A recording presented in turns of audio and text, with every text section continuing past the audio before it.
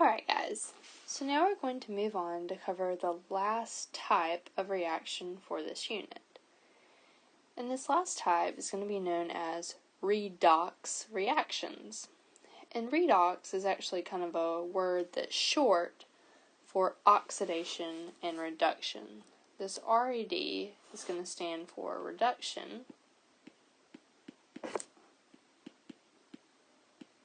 And then the OX here is going to stand for oxidation. And so redox reactions are almost kind of two reactions combined into one. And unfortunately, the interactive reader doesn't have a lot of information on this, but you can find some that'll be helpful to you on page 538. And so yes, that's kind of far away in the back, but that's where your textbook has organized this information. So if you want to take some time to turn over there, it might be helpful to you as we go along.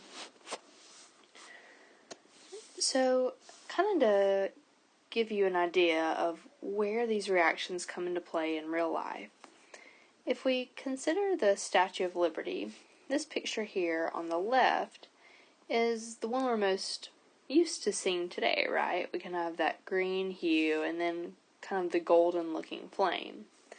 But as most of you all probably know, it didn't always look this way. So the Statue of Liberty is actually made from an iron frame that's coated with a thin layer of pure copper. And so in this picture you can kind of see the copper a little more clearly. It looks more like the pennies that we see around today. But, however, copper undergoes reactions with elements in the air and water. And so that's what gives it this kind of green color. That color change is an indicator of the chemical reaction that's occurring. But if you'll notice something else that's interesting, if we compare kind of the torch between the older picture and now, you see it doesn't look like it's changed a whole lot. And so what about the torch? Why didn't it undergo the same reaction? Well, the torch, instead of being coated with copper, is coated with gold leaf. And so, just based on our observations, can we make a prediction about which element is more reactive? Do you think it's gold? Or do you think it's copper? Well, what we might predict is that the more reactive element is copper, because it's reacted with the air and water and other things, while the gold hasn't. It doesn't seem to have changed much. And that actually corresponds to exactly what we saw a couple days ago when we were talking about the activity series. And so here's a picture of the activity series, and if you'll notice, gold is way down here at the bottom, so it's not very reactive, but copper, on the other hand, is farther up the list, so it is more reactive. And so we've seen how we can make predictions about a metal's reactivity relative to another metal by observing their behavior under similar conditions. But what I want us to note about what happens here is with the reaction between copper and the oxygen in the air.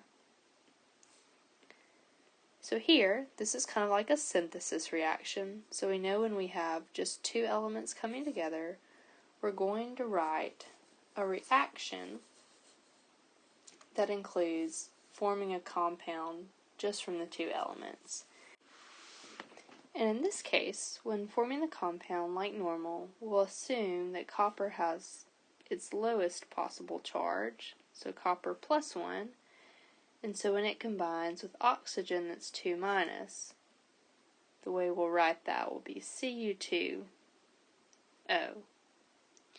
Now, what I want us to kind of do now is look at the oxidation states of these different elements. And so assigning oxidation states kind of takes us back to some of what we did before the break. So if we remember, copper as a pure element has an oxidation state of 0, or an oxidation number, they're the same thing. Oxygen, also being a single element in its pure state, has an oxidation state of 0. And then now when we come to this side, we're always going to start at the right because it's the most electronegative element.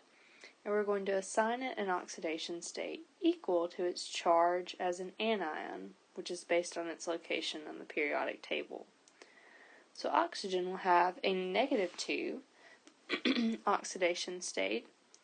And if we look at copper, we know that these numbers have to add up to equal the overall charge of 0. So if I have 2 coppers, that means each one will be +1. Okay? So what I want us to key in on now is that if we look at what's happening from left to right, the oxidation number of copper is actually increasing, while on the other hand, the oxidation number of oxygen is decreasing. It's becoming more negative. So this is kind of the idea that we're going to be looking at with redox reactions. So a redox reaction, or the full name, an oxidation reduction reaction, is simply a chemical reaction in which the elements are going to have changes in their oxidation number. So that's kind of what this section of the text is all about.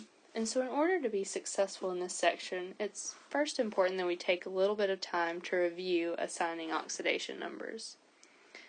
And so page 538 will kind of walk you through a review if you need one a little more thorough than what we're going to do here. So one of the first rules we learned was that elements just in their pure state have an oxidation number of 0. So in this case for oxygen, it would have an oxidation number of 0. Now, when we move on to compounds like NaCl, we're going to typically start on the rightmost side because that's typically where the most electronegative element is. And since oxidation numbers are used to indicate how electrons are kind of generally distributed among, the atoms that are bonded in a compound, we're going to assign the more negative number or more negative oxidation state to the most electronegative element. So that's why we're kind of starting on the right, because that's where the most electronegative element can be found. So if you look at the periodic table, chlorine's in group 17, and normally as an anion, that would have a -1 charge. So although oxidation numbers aren't real charges, in this case, the normal charge of chlorine is going to be the same as its oxidation number.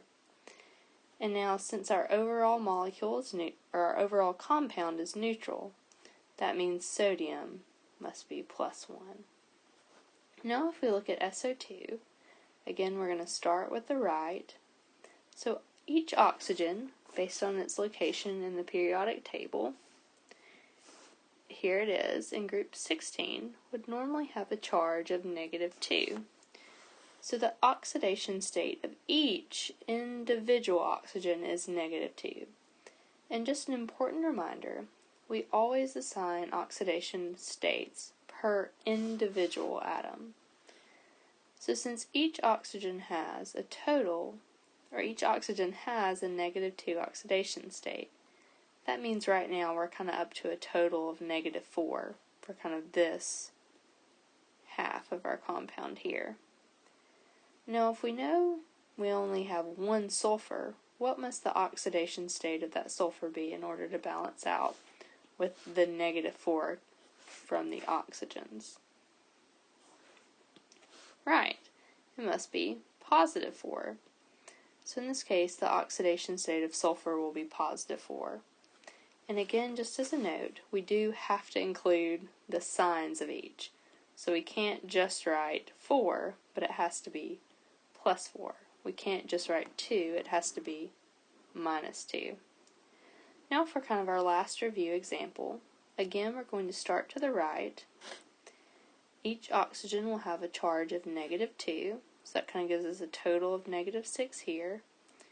Then, whenever you have more than one compound, more than one element in a compound, we're going to jump over to the left, and then based on where this atom is located on the periodic table, in this case it happens to be potassium in group 1, we're going to assign it an oxidation number that's equal to its charge as a cation. So potassium would normally have a +1 charge, so that will also be its oxidation state.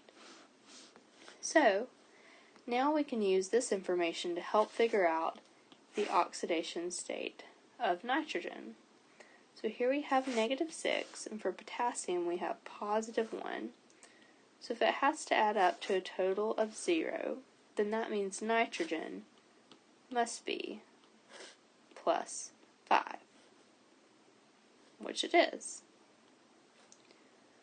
Alright, so now that we've reviewed writing oxidation numbers, let's go on to discover how that can help us in writing redox reactions.